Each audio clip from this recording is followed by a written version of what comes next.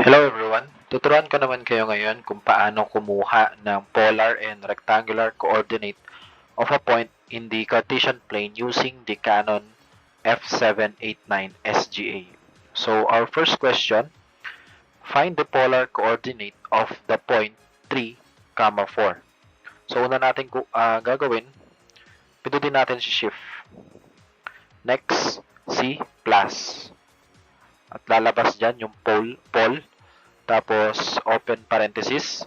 I-type lang natin si 3. And then, shift. Press tong close parenthesis para sa comma. And then, type natin si 4. So, ang lalabas dito, ito meron tayong R. Itong R natin, ito yung modulus na tinatawag natin, which is 5. And then, itong theta, or the angle. Ito yung tinatawag naman natin na argument, which is 53.1301 degrees. So, ganun lang humanap ng polar coordinate.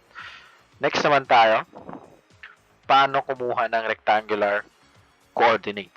So, tanong natin, find the rectangular coordinate of a point whose polar coordinate is 4, 150 degrees. So, same step, press natin si shift. And then, itong minus naman para magpakita si rectangular. So, type lang natin si 4 and then shift, close parenthesis para sa comma. Then, press natin 150. Then, press natin equals. So, ang lalabas si x equals kay negative 3.4641 and then si y is equals to 2.